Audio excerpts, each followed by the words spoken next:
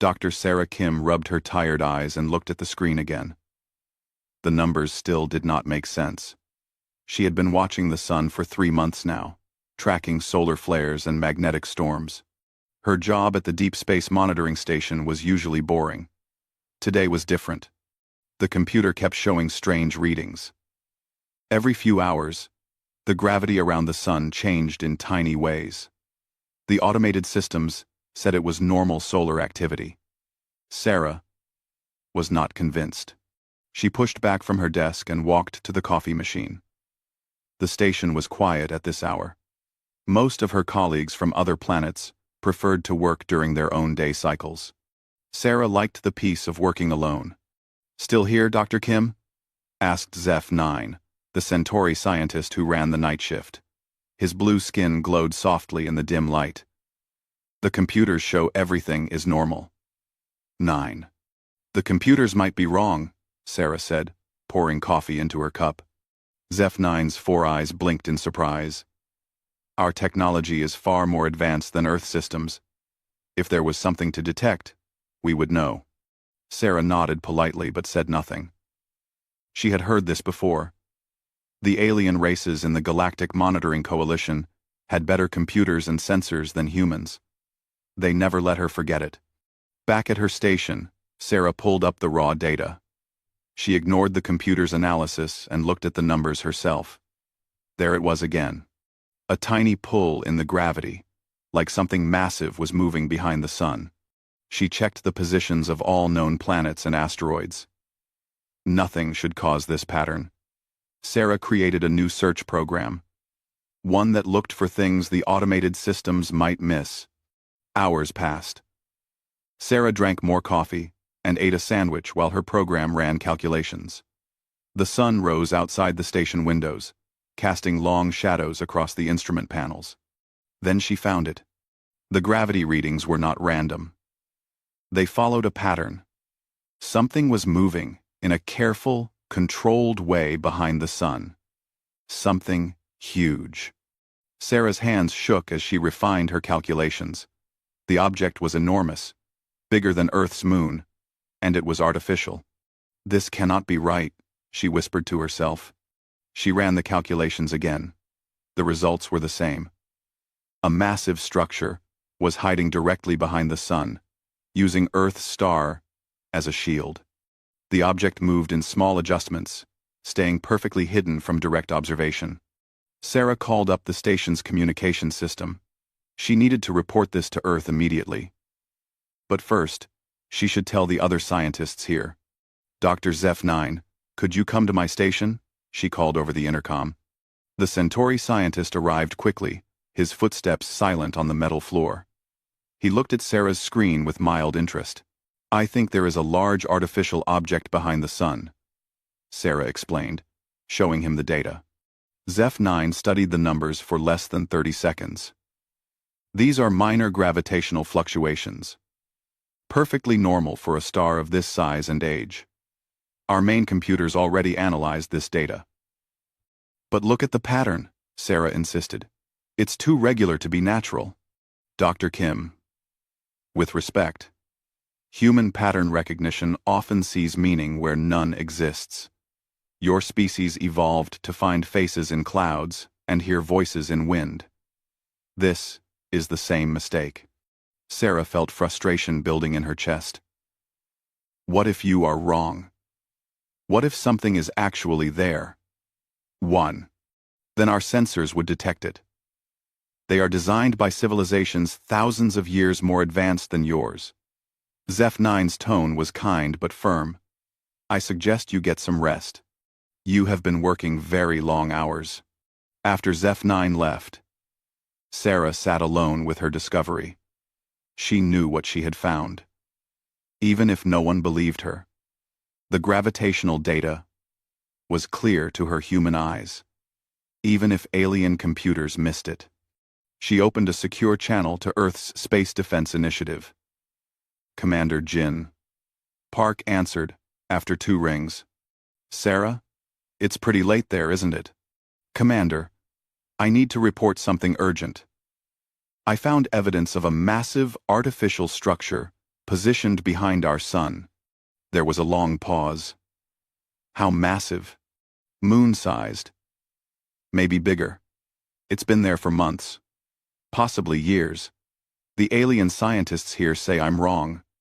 But I'm certain. Send me everything you have. I'll get our best people to look at it immediately. Sarah transmitted her data and analysis to Earth. Commander Park promised to have a response within hours. Unlike the alien scientists, he did not dismiss her findings. Sarah, Park said before ending the call. If you're right about this, it changes everything. Stay alert and keep monitoring. After the transmission ended, Sarah returned to her screens. She watched the gravity readings continue their strange pattern. Whatever was behind the sun was still there, still moving in those careful adjustments. She thought about what Zeph-9 had said. Maybe humans did see patterns where none existed. Maybe their brains were wired to find meaning in random data. But maybe that was exactly what made them good at finding things others missed. The alien scientists trusted their computers completely. They had advanced technology that could detect almost anything. But their systems were designed to find expected threats and known phenomena. They might miss something new, something that did not fit their programming. Sarah pulled up historical data from other monitoring stations. She searched for similar gravitational anomalies around other stars.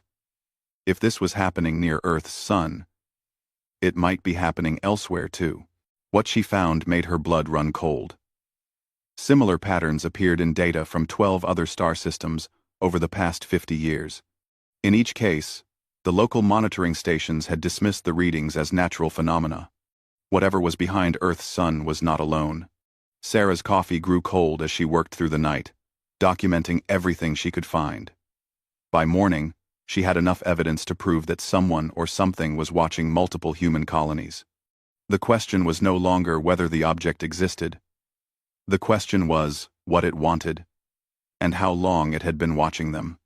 As the first light of dawn filled the monitoring station, Sarah prepared her final report.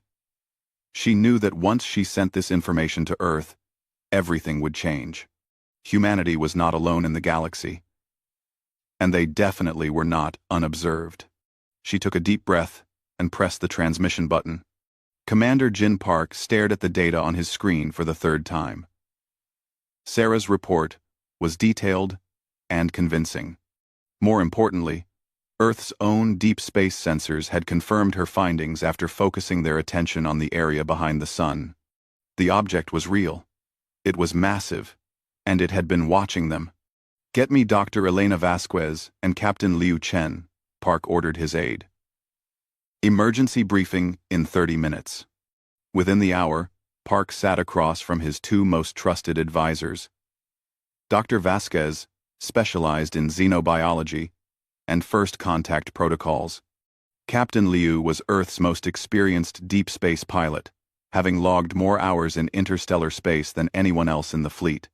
"What are we looking at, Commander?" Liu asked, studying the gravitational data. "Something the size of a small moon, artificial, and very good at hiding," Park replied. "Dr. Kim, at the monitoring station, thinks it's been there for months, maybe years." Dr. Vasquez leaned forward. "What does the Galactic Coalition think?" "They still insist it's natural phenomena. Their computers cannot detect anything unusual." "Interesting," Vasquez said quietly. "Their technology is superior to ours in almost every way. If they can't see it, but we can, that tells us something important about whoever built this thing." Liu nodded. Either they specifically designed it to hide from alien sensors, or they built it in a way that only human intuition can detect. Park pulled up communications from 3 other species in the coalition. All reported the same thing. Their automated systems showed nothing unusual.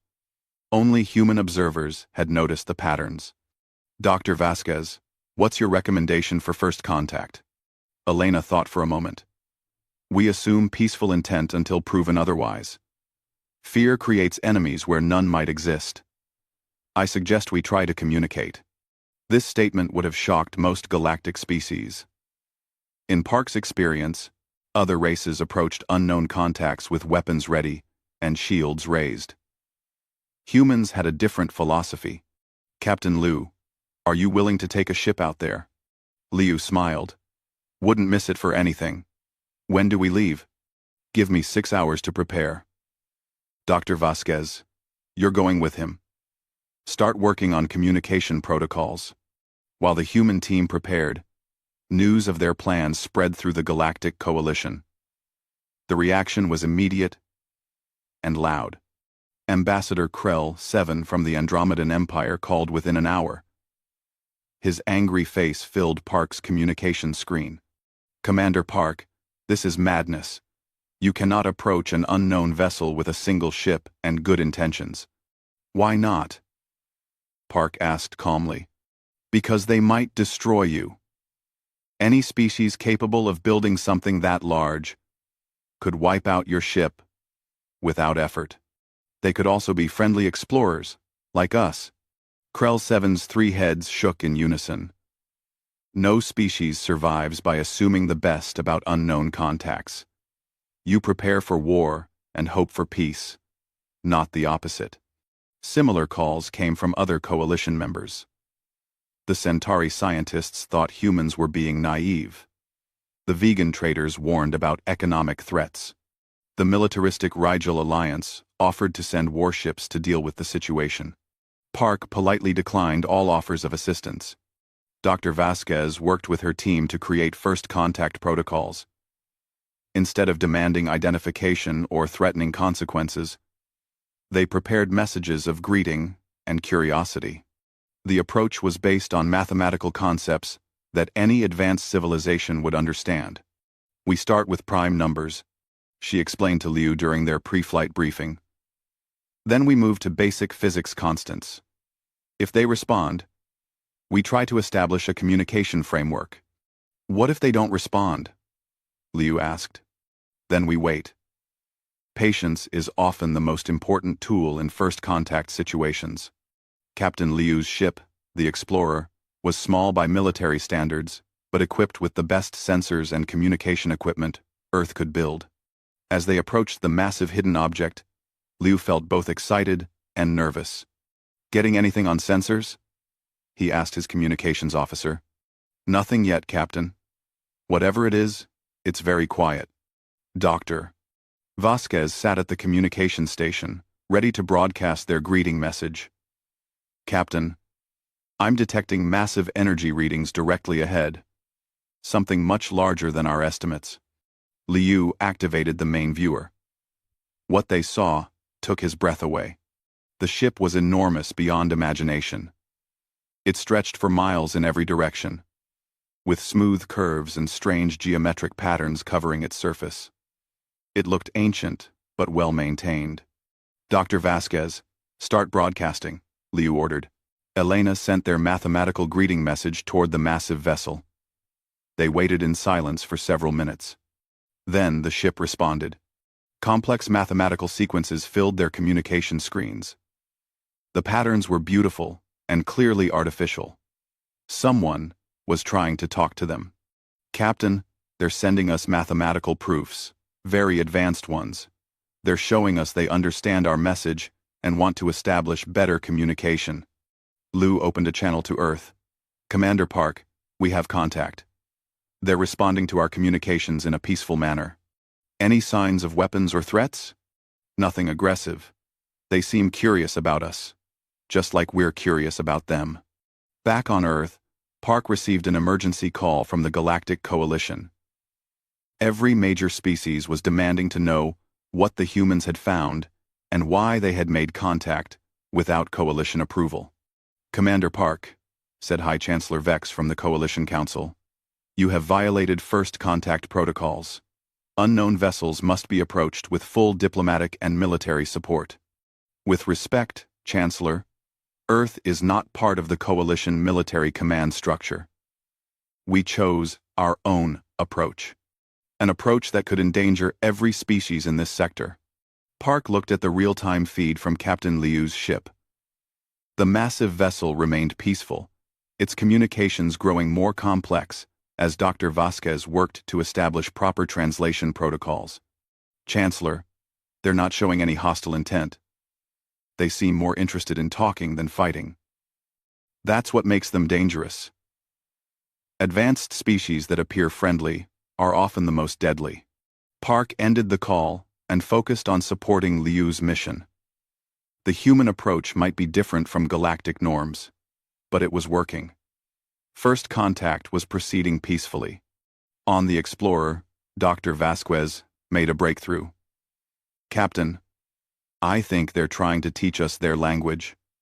These mathematical patterns include basic grammar structures. How long until we can have a real conversation? Maybe hours, maybe days. But Captain, there's something else. These communication patterns.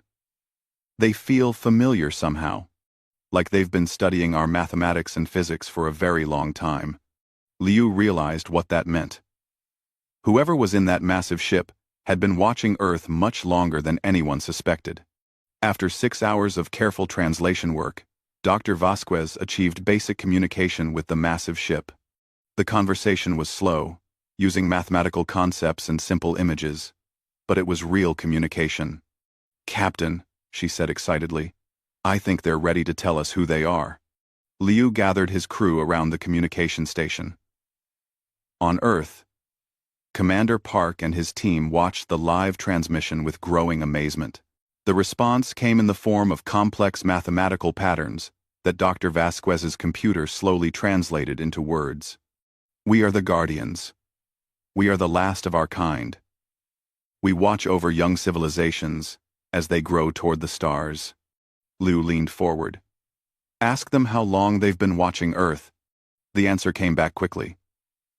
"We have observed your species for 800 of your years. You are different from other young civilizations." Dr. Vasquez exchanged glances with Liu. 800 years meant the Guardians had been watching since before humans even left their home planet. "How are we different?" she transmitted back. The response was longer and more complex. As the translation appeared on their screens, the human crew fell silent. Most species follow patterns. They develop technology. They meet other races. They choose to conquer or be conquered. Your species chooses cooperation. This is rare. On Earth, Commander Park felt a chill run down his spine. The Galactic Coalition was calling constantly, demanding updates and threatening to send their own ships. But this conversation was revealing something much more important than first contact. "Ask them about the other species," Park transmitted to the Explorer. "Ask them what they know about the Coalition." Dr. Vasquez carefully composed the question. The Guardian's response came back slowly, as if they were choosing their words carefully. "We have watched many civilizations in this region of space. We placed observation posts near several star systems to test their awareness and response to the unknown." Liu realized what this meant. They've been testing everyone, not just us. The next message confirmed his fears. 12 species detected our observation posts over 50 years. 11 classified them as threats and prepared for war. 1 species tried to communicate. You are that species. Dr. Vasquez felt her hands trembling as she typed the next question. What happened to the other species that found your posts? They demanded we leave their territory. They threatened war if we did not comply immediately. We departed to avoid conflict. Captain Liu understood now why the Galactic Coalition was so worried about unknown contacts. Most species had trained themselves to see every unknown as a threat. It kept them alive, but it also kept them from learning. What about the species that never detected your posts? Dr. Vasquez asked. They failed the test of awareness. Technology without curiosity is dangerous. We did not make contact with them. End quote. Park's communication came through clearly. Ask them what kind of test this is, and what happens next. The answer came back in several parts, translated slowly by their computers. We are dying, not from war or disease, but from loneliness.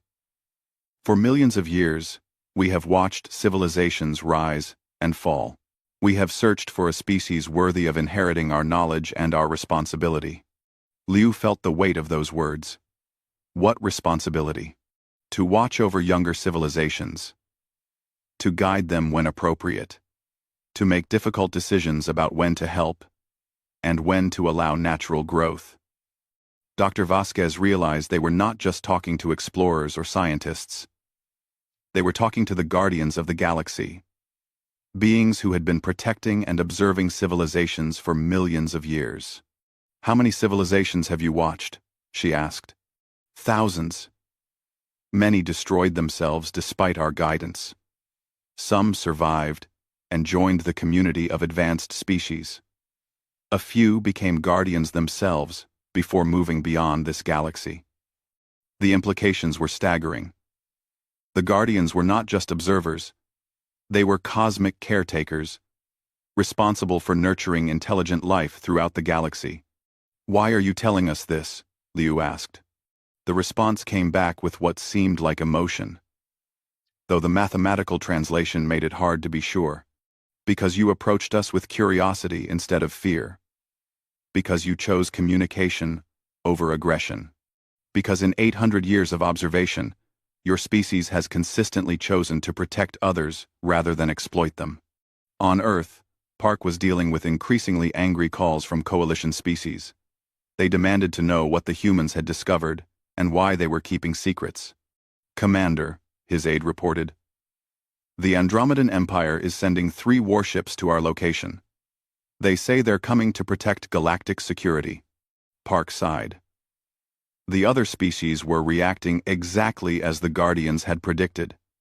Unknown contact meant military response, not diplomatic opportunity. On the Explorer, Dr. Vasquez received another message from the Guardians. We must warn you. The other species in your region are preparing for conflict. They believe we are a threat because we are unknown to them. This is why most civilizations fail our tests. Liu opened a channel to Earth. Commander, we need to get the coalition to stand down. If they attack the Guardians, we'll lose the most important contact in human history. I'm trying, Captain. But they're not listening.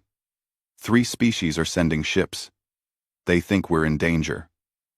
Dr. Vasquez had an idea. Ask the Guardians if they can prove their peaceful intentions to the coalition. The response was immediate. We could reveal ourselves to all species simultaneously, but this would require them to overcome their fear of the unknown. Based on our observations, this is unlikely. As if to prove the point, Captain Liu's sensors detected multiple ships approaching from different directions. The coalition species were converging on their location, with weapons charged and shields raised. Dr. Vasquez, ask them what they want from humanity. The answer came back in the longest message yet. We want to know if your species is ready to inherit the responsibility of protecting younger civilizations. This galaxy needs guardians who choose wisdom over force, patience over speed, and cooperation over dominance. Liu realized they were being offered something incredible and terrifying. The chance to become the protectors of the galaxy, but also the burden of watching over countless civilizations.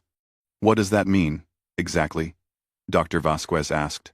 It means becoming the Watchers. It means making decisions about which civilizations receive help and which must find their own way. It means carrying the loneliness of great responsibility. Outside the Explorer, the first coalition warship dropped out of faster-than-light travel, weapons ready for battle. The test was about to become much more complicated. The Andromedan warship Eclipse arrived with weapons powered and shields at maximum. Captain Liu watched as 2 more coalition vessels dropped out of faster-than-light travel. The situation was getting dangerous quickly. Guardian vessel. This is Admiral Kex Prime of the Andromedan Imperial Fleet. You are in violation of galactic security protocols. Identify yourself and state your intentions immediately. The response from the massive Guardian ship was silence. Dr. Vasquez looked worried. They're not responding to the Admiral's demands. Would you respond to someone pointing weapons at you and making threats? Liu asked. The Guardians said most species fail their test by choosing aggression. The Coalition is proving their point. On Earth, Commander Park was in emergency session with his senior staff. The situation was spiraling beyond diplomatic control. Sir, his communications officer reported. The Guardian ship is transmitting to us again. Dr. Elena's voice came through clearly from the Explorer. Commander, the Guardians have made us an offer, but there's a condition. They want to test our response to a crisis. What kind of test? They've detected an emergency elsewhere in the galaxy. A young civilization is about to be destroyed by an asteroid impact. The Guardians are too few and too far away to help, but Earth's ships could make a difference. Park felt the weight of the decision. How far away? How dangerous is the mission?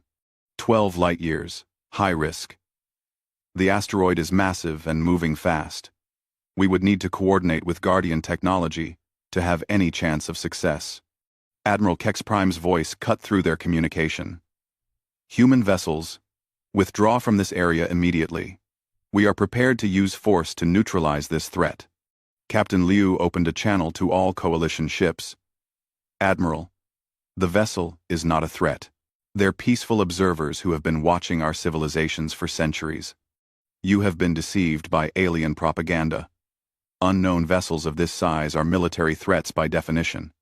The Guardian ship suddenly became active. Its massive form moved slightly, revealing technological capabilities that made the Coalition warships look like toys.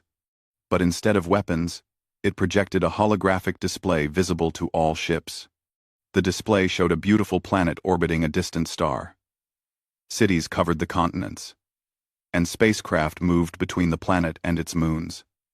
The civilization looked peaceful and advanced. Then the display showed the asteroid. It was the size of a mountain, moving directly toward the populated planet. Impact would occur in 18 hours. Dr. Vasquez translated the Guardian's message to all ships. This civilization will die unless someone helps them. We are too distant to arrive in time. Your combined fleets could save them, but only if you act now. The Coalition commanders fell silent. The choice was clear. They could continue pointing weapons at each other, or they could save millions of innocent lives. Admiral Kex Prime was the first to respond.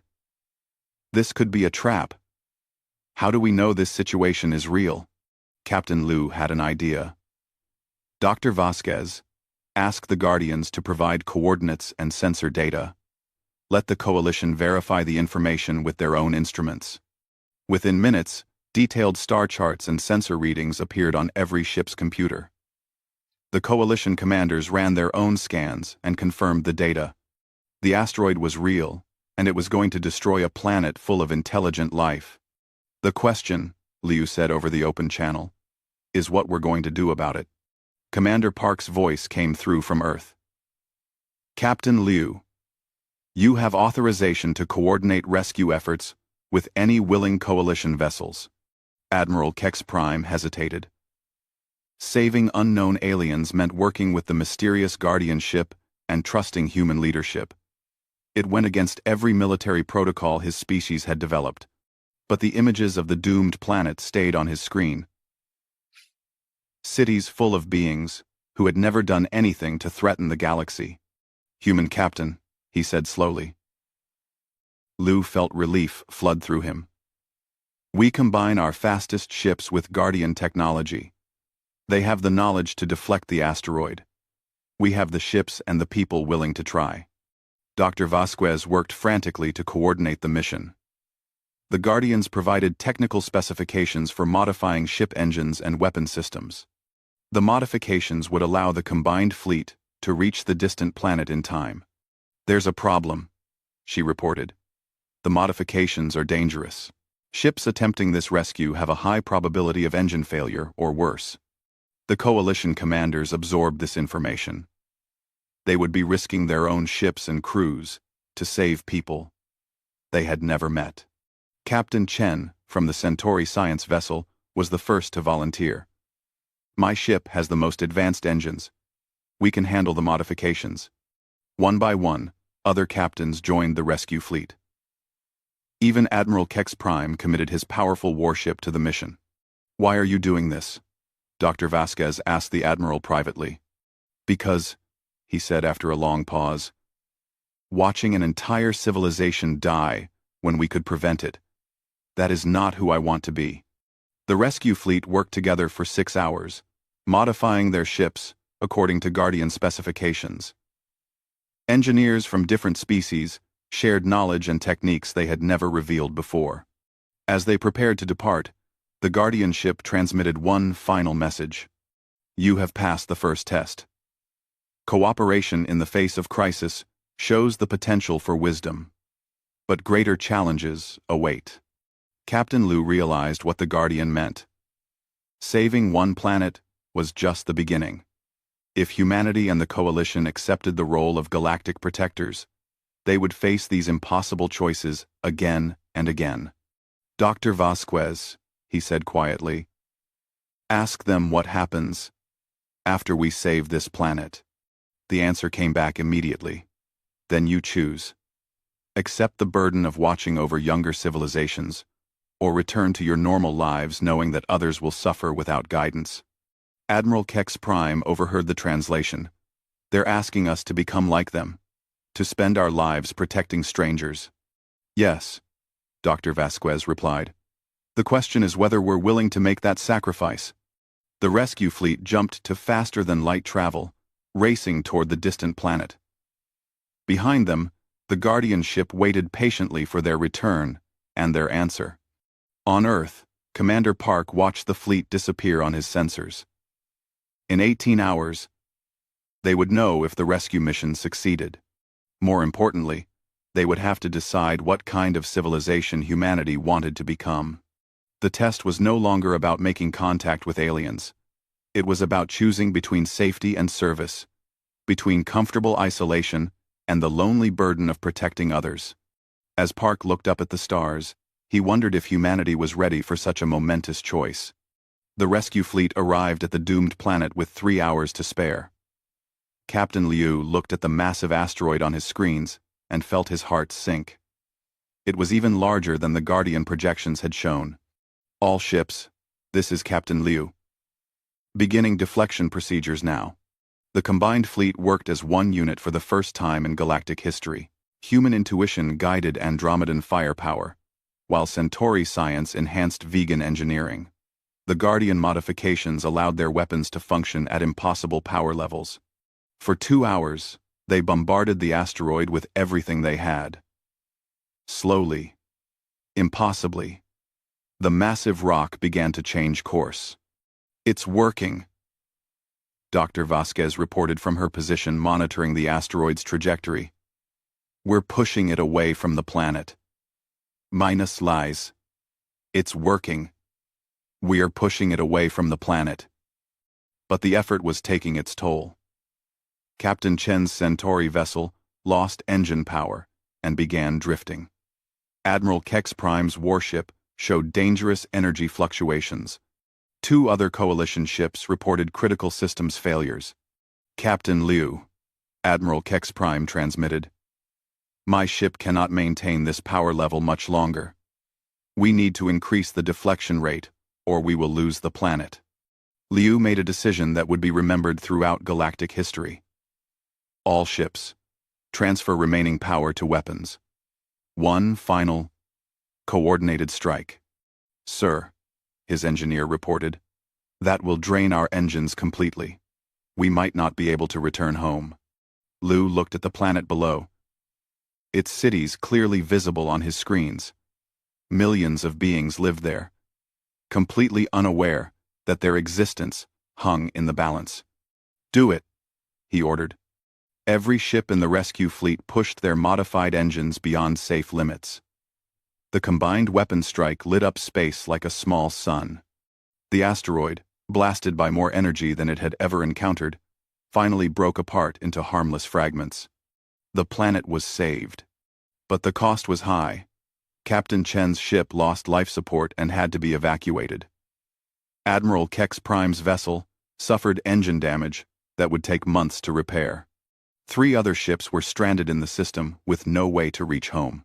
As rescue ships arrived to help the stranded vessels, the saved planet detected the fleet above them. Their transmissions filled the communication channels. "Who are you?" they asked in mathematical language similar to what the Guardians had taught humanity. "Why did you save us?" Dr. Vasquez answered for the entire fleet. "Because everyone deserves a chance to reach for the stars." The simple response was translated and transmitted across the planet. Within hours, the entire civilization knew that strangers from distant worlds had risked everything to save them. "We do not understand," came the reply. "We have never met your species. Why would you sacrifice for us?" Admiral Kex Prime, his ship damaged and his crew exhausted, provided the answer that would change galactic philosophy forever. Because it was the right thing to do. 3 weeks later, the rescue fleet limped home. The Guardian ship waited exactly where they had left it, behind Earth's sun. As Captain Liu's explorer approached, the massive vessel transmitted a message. "You succeeded. You saved millions of lives, and asked for nothing in return. More importantly, you worked together, despite your differences." Commander Park, monitoring from Earth, felt pride and apprehension in equal measure. What happens now? The Guardians' response came slowly, as if they were choosing their words very carefully. "Now you choose. We offer to share our knowledge and technology, but only if you accept the responsibility that comes with it. You will become the Watchers, the Protectors, the Guardians of younger civilizations." Dr. Vasquez, back on Earth for debriefing, understood the full weight of the offer. "You're asking us to give up our normal lives, to spend centuries watching over species we may never meet. Yes, it is a burden few species can bear. The loneliness of great responsibility is difficult to endure." Captain Liu had been thinking about this choice for weeks. What about the coalition? What about the other species? They too have proven themselves worthy. Admiral Kex Prime chose duty over safety. Captain Chen sacrificed his ship for strangers. This crisis revealed the potential for wisdom in all your species. 8. Admiral Kex Prime, participating via long-distance communication from his damaged ship, asked the question everyone was thinking. If we accept this responsibility, what exactly are we agreeing to do? The Guardian's explanation was detailed and sobering. They would monitor young civilizations throughout the galaxy. They would provide guidance when appropriate, and protection when necessary. They would make difficult decisions about intervention and non-interference. Most challenging of all, they would watch civilizations rise and sometimes fall, knowing that not every species could be saved. "Many Guardians before you struggled with this burden," the ancient being explained. "Watching failure despite your best efforts is heartbreaking. But watching success, seeing civilizations reach their potential, makes the sacrifice worthwhile." Commander Park called for a recess to consider the offer. Representatives from Earth and the coalition species spent days debating the choice. Some argued that accepting would change their civilizations forever. They would become cosmic caretakers instead of independent species pursuing their own goals. Others pointed out that they were already changing. The rescue mission had created bonds between species that had never existed before. They had learned to trust each other and work toward common goals. Dr. Vasquez made the argument that convinced them all. "We've seen what happens when civilizations turn inward and focus only on themselves. They become suspicious, aggressive, and isolated. But when we work together to help others, we become something better." The vote was unanimous. "We accept," Commander Park transmitted to the Guardian ship. "But we want to do this together. Not as separate species, but as a united galactic protection service." The Guardian's response carried something that sounded like joy. "This was our greatest hope, Individual species becoming guardians is good. Multiple species working as one is extraordinary. The formal transfer of knowledge and technology took months. The guardianship moved from behind the sun to orbit Earth openly, no longer hiding from observation. Engineers and scientists from every coalition species worked alongside the ancient guardians, learning technologies beyond their wildest dreams. But the most important transfer was not technological. It was philosophical. Remember, the lead guardian told them during the final ceremony. Power is not about controlling others. True strength comes from choosing to serve those who cannot protect themselves. 5 years later, Dr. Sarah Kim stood on the observation deck of the new Guardian station orbiting Earth. She was training the next generation of galactic protectors, beings from a dozen species who had chosen service over comfort. Her students included humans who had given up promising careers, Andromedans who had left military service, and Centauri scientists who had abandoned private research. They came from different worlds, but they shared the same commitment. Today we study the Kepler system, Sarah announced to her mixed species class. A civilization there is developing faster than light travel. Our job is to decide if they're ready for contact with the galactic community. Number Sengsum. One of her students, a young human named Jin Park, raised his hand. How do we know if they're ready? Sarah smiled. We watch how they treat each other. Do they cooperate or compete?